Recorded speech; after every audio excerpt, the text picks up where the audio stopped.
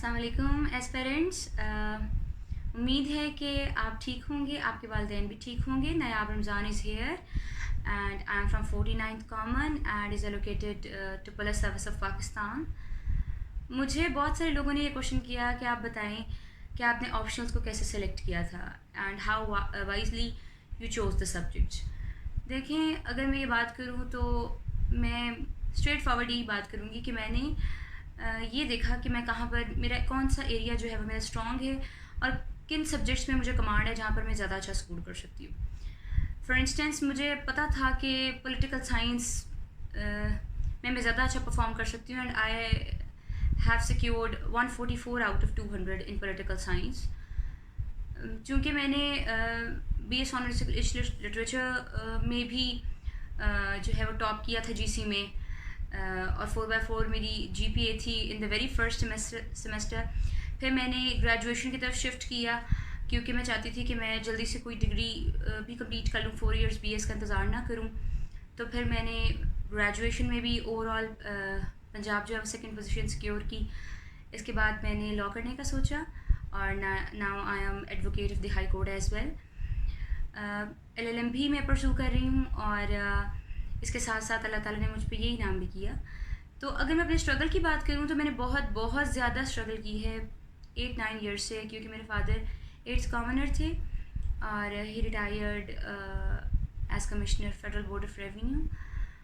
उनकी गाइडेंस ने बहुत मुझे कुछ सिखाया, बहुत कुछ सिखाया और ये सेम जो कुछ उन्होंने मुझे सिखाया वही मैं आपको सिखाना चाह रही हूँ। देखिए, उन्होंने मुझे एडवाइस किया कि पॉलिटिकल साइंस के साथ साथ आपको कॉन्स्टिट्यूशन लॉ भी रखना चाहिए। इसलिए नहीं क्योंकि आजकल ये जो कहा जाता है कि कॉन्स्टिट्यूशन लॉ का पेपर जो है पॉलिटिकल साइंस से डिफरेंट है। येस, पॉलिटिकल साइंस का पेपर 2 और कॉन्स्टिट्यूशन लॉ का जो पेपर 1 है, they are completely different.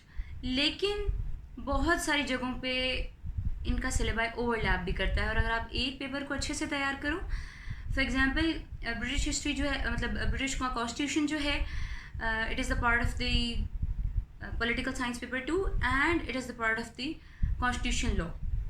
US का कॉन्स्टिट्यूशन भी दोनों का पार्ट है, इस तरह टर्की का कॉन्स्टिट्यूशन भी दोनों का पार्ट है। तो डेफिनेटली जब आप एक सब्जेक्ट को तैयार करते जाते हैं तो फिर दूसरे सब्जेक्ट की भी खुद ब खुद तैयारी होती जाती है। मैंने फिर कहा कि दो दे आर कम्प्लीटली डिफरेंट और उनको डिफरेंटली जो है वो टैकल करना पड़ता है पेपर में। आप पॉलिटिकल अप्रोच के साथ पेपर में नहीं लिख सकते कॉन्स्टिट्यूशन लॉ को, क्योंकि आप कॉन्स्टिट्यूशन को ही डिस्कस करना होता है और मोस्ट प्रोबेबली यही है कि आपको कंपैरिजन करना होता है, ठीक है, कॉन्स्टिट्यूशंस का कंपैरिजन करना होता है।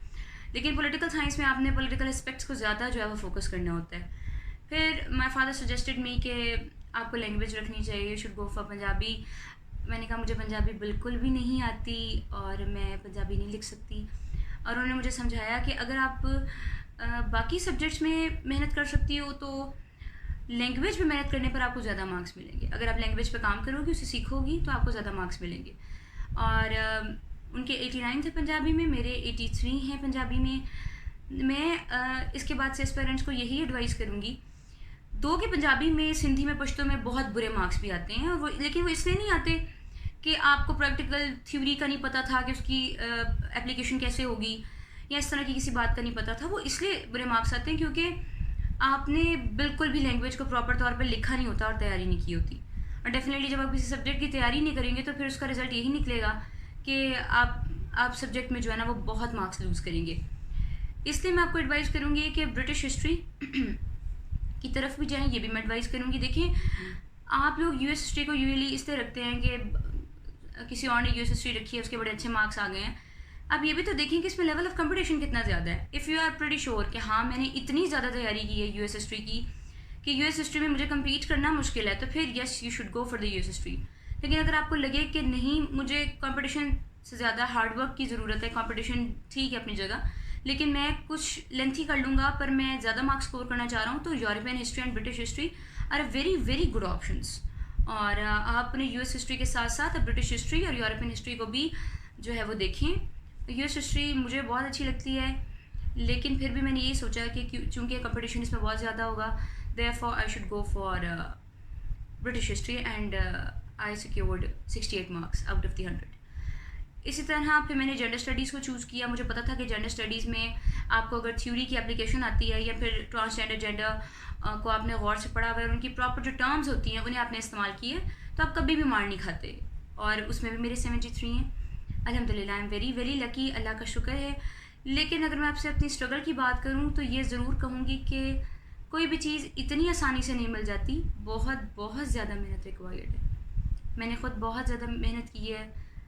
मेरे मेरे नाम के साथ बहुत ज़्यादा डिस्टिंक्शंस अटैच्ड हैं।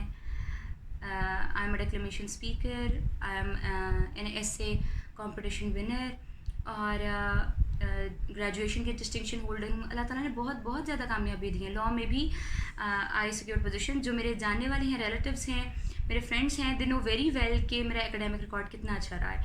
और I had been teaching since 2015, साथ साथ पढ़ती थी और पढ़ाती भी थी। तो मैं समझती हूँ कि यहाँ तक पहुँचने में अल्लाह ताला के करम के बाद, वालिदैन की दुआओं के बाद, वो मेहनत है जो मैंने 8-9 सालों से की है। और अपने फ़ादर के 2013 में एक्सपायर होने के बाद मुझे पता है कि मैंने कैसे रो रो कर जो है ना वो ज़िंदगी गुजारी है, बहुत तकलीफ़ में ज़िंदगी गुजारी है। अल्लाह ताला ने मुझे उन बहुत हार्ड ईयर्स का जो है वो आज रिवॉर्ड दिया है।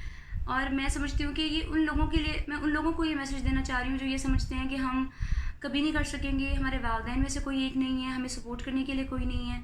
आपको अकेले ही अपनी जंग लड़नी पड़ती है। You have to fight alone. आपको अकेले ही लड़ना पड़ता है। और मैं समझती हूँ कि अगर आप कोशिश करें और आप कंसिस्टेंट रहें तो आप कर जाएंगे।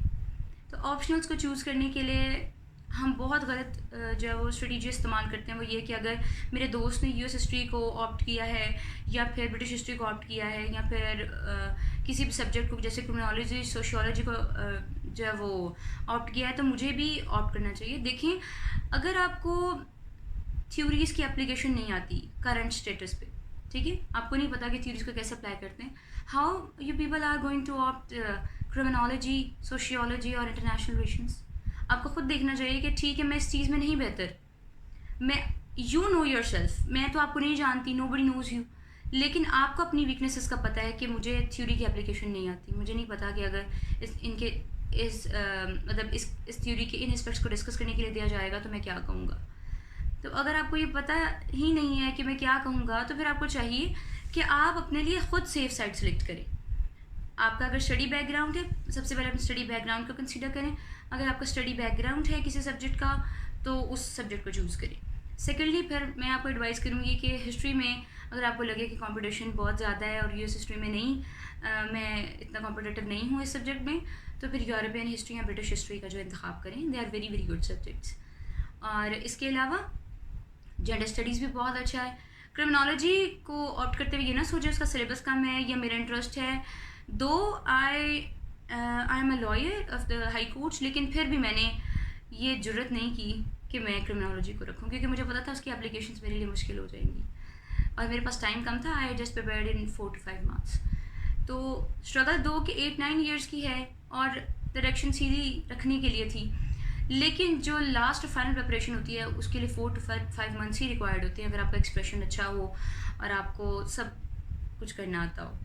इसलिए मैं आपको ऑप्शनल्स के लिए भी एडवाइस करूँगी कि फिर सेकेंडली जो आपकी फ़र्स्ट प्रेफरेंस आपकी स्टडी होनी चाहिए कि आपने क्या डिग्री ली है, और डिग्री के हिसाब से आप सब्जेक्ट को सिलेक्ट करेंगे तो वो आपके लिए बहुत बहुत बेनिफिशियल होगा।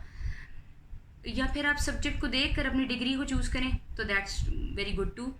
फिर कॉन्स्टिट्यूशनल लॉ वही लोग ज़्यादा रखते हैं जो कि लॉ के होते हैं या जिनका मतलब बैकग्राउंड लॉ से होता है, वो भी रखते हैं कॉन्स्टिट्यूशनल लॉ को, लेकिन इसका मतलब ये नहीं कि आम बंदा उसे नहीं पढ़ सकता। ममालिक के कवानीन बड़े आसान हैं और अगर आप उनको कंपेयर करके पढ़ें तो वो बहुत ज़्यादा आसान हो जाता है।